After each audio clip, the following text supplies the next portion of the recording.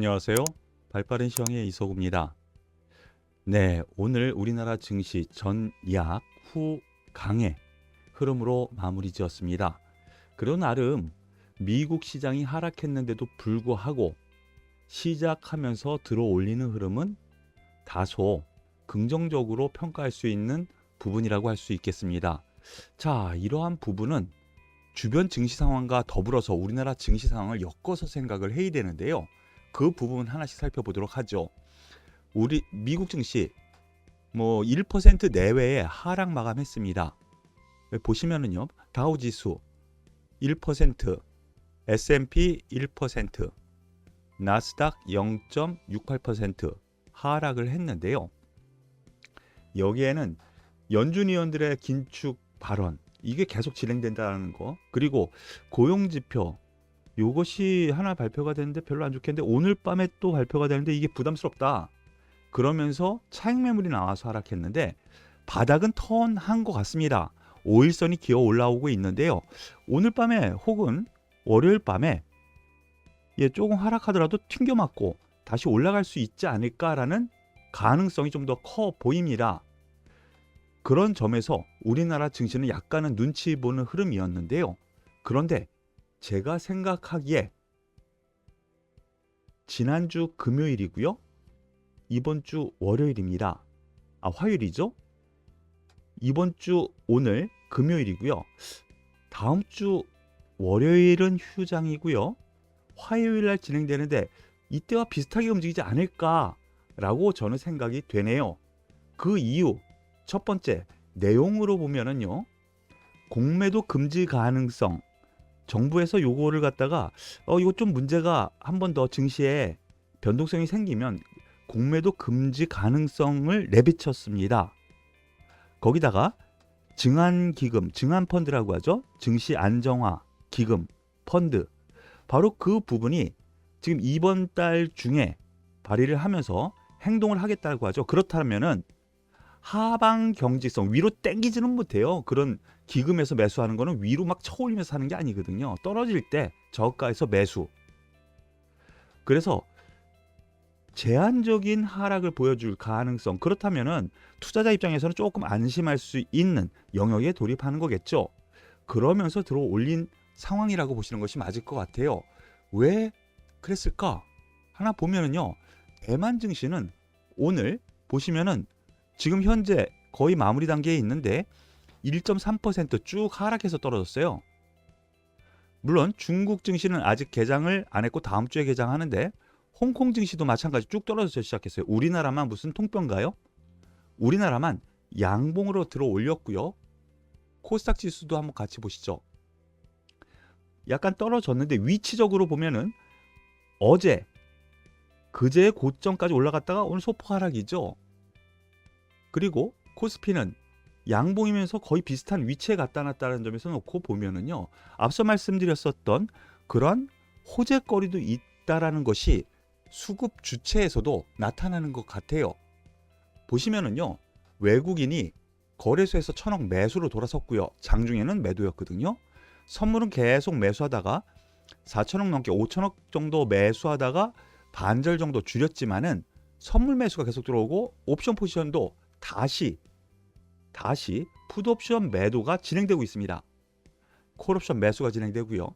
이렇게 외국인이 이렇게 흘러가는 흐름 보면은 미국 증시도 오늘 밤에 있지만 월요일 밤도 남아 있고, 그리고 이번 달 중으로 증안기금, 증안펀드의 가동 가능성, 그거를 염두에 둔다면 공매도 금지한다면 야, 이거 한번 사볼만 하지 않겠어? 라는 기대감이 들어온 거라고 보시면 되지 않을까라는 판단이에요. 그래서 결론, 제가 생각하기에 이제 연휴죠. 우리나라 오늘 밤 미국 시장 열리고요. 월요일 밤 열립니다. 미국 시장 말씀드렸던 것처럼 오늘 밤 떨어지더라도 월요일을 기대할 수 있고요. 오늘 밤 올라가더라도 월요일 밤 조정을 주더라도 제자리는 최소한 되겠지 라는 기대감이에요. 더군다나 다음 주가 옵션 만기주입니다. 옵션 만기주, 하방 제한하는 포지션을 외국인이 대거 쌓은 상태이기 때문에 이러한 부분은 추가 하락보다는 상승 포지션을 계속 쌓아나간다는 거거든요. 그래서 여기서 여유 있게 보시죠. 이번 주 그래도 저점에서 올라오면서 마감을 했고요. 종목별로는 분명히 차별화가 됐고 순환매가 한번 대형주 하루, 중소형주 하루, 오늘 또다시 대형주로 하루 끌어올리는 이런 순환매 흐름이 나타났지만 다음 주 이번 주 월요일 있었던 흐름을 한번 기대할 수 있지 않을까라는 생각이에요. 그렇기 때문에 연휴 기간 동안에는요. 내일 아침에 일어나서 미국 시장 보고 또 불안에 떨고 그러지 마시고요. 화요일 아침에 딱 보고 결정을 하세요. 그럼 특징주 하나씩 살펴보도록 하겠습니다. 오늘 상승의 주역은요. SK하이닉스라고 볼 수가 있어요. 미국 시장 하락을 하면서 쭉 떨어졌었는데요. 5일선 딱 지지받으면서 올라가죠. 그러면서 플러스까지 돌려 세웁니다. 반도체 시황이 좋아요? 그렇지 않아요. 그런데 왜 올라갔을까요? 선반영했다라는 거거든요. 그리고 앞서 말씀드렸었던 증시가 올라가려면 삼성전자, 하이닉스 얘네들이 바탕을 해줘야 되겠죠. 삼성전자 보시죠. 5일선 딱 지지받고 올라가는 흐름. 삼성전자 같은 경우에는 오늘 실적 발표가 됐는데 기관에서 예상한 실적보다 더 안 좋게 나왔어요. 그런데도 불구하고 그리고 향후 전망 좋느냐? 좋게도 안 보게 레포트를 내보내네요. 그런데도 불구하고 하락이 아니라 양봉으로 5일선 지지를 받았다라는 것을 생각을 하면은 다음 주 만기를 염두한 그런 전략적인 매매가 나타난 것이라고 볼 수 있고 지수 측면에서 놓고 보면은 하방 경직성, 즉 단기 저점은 찍었다. 뭐 올라가는 중간 정도에 있을 수 있고 더 올라갈 여력도 조정을 주더라도 충분히 있을 수 있다. 이렇게 생각하시는 것이 맞을 것 같습니다. 여기에 대해서 LG에너지솔루션도 보시죠. 1% 가까이 상승했는데요. 보시면은 최근에 주도주, 대장주라고 볼 수가 있어요. LG에너지솔루션 그리고 SK하이닉스 양봉 지금 저점에서 생각을 하면은요. 13, 14%까지 올라왔습니다. 이 대형주가 SK하이닉스, LG에너지솔루션 지금 42만 원에서만 생각해도 지금 13%, 14% 상승했죠. LG에너지솔루션 같은 경우 물론 여기에는 미국의 인플레이션 방지법에 대한 수혜 분명히 있다. 이것이 호재로 작용을 하지만 성장성 여전히 있거든요. 경기가 안 좋아도. 거기에 더불어서 더 중요한 거 뭐요? 지수가 저점을 찍었어요. 그런데 하방으로 더 떨어지지는 않을 것 같아. 그러면은 얘네들부터 끌어올리겠죠. 그러면서 나타나는 현상이 얘네들이 일단은 끌어올렸고 어제는 중소형주들이 급등을 했었죠. 코스닥 지수 보듯이 어저께 급등했잖아요. 중소형주와 대형주의 순환매가 일어난 거예요. 그 정도로 보시는 것이 맞지 않을까라는 판단 말씀을 드리겠습니다. 더불어서 오늘 금융주 단위 또 많이 올라갔어요.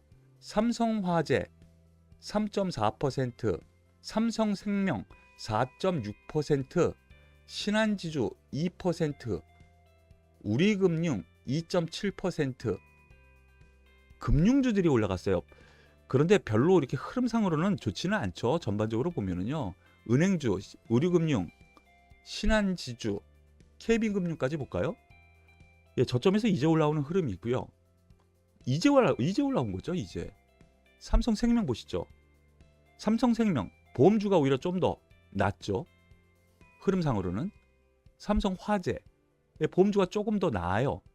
그런데 금융주 같은 경우는 이제 연말 다가오면서 배당 관련 기대감이 아직까지는 시중에 이 얘기가 안 돌더라고요. 그런데 배당 종목별로 금융주들은 그래도 나름 많이 줘요. 거기에 더불어서 또 금리 인상에 대한 기대감이 있는 거죠. 금리 인상하면 수혜받는 것이 금융주, 이러한 금융주. 그래서 금융주 제가 보기에는 저점 매수가 맞지 않은가 싶어요. 금융주 같은 경우에는 연말 배당 생각을 하고요. 그래서 많이 올라가면 뭐 배당 이상으로 더 많이 올라가면 뭐 그때 이익 실현해도 되고 좀 손실 보면 배당 받고 이런 전략이 필요하지 않을까라는 쪽으로 생각하게 됩니다. 오늘 특징주로 이수페타시스, 심텍, 대덕전자 코리아 서키트 보시면은요, 하나씩 볼까요? 엄청 떨어졌습니다.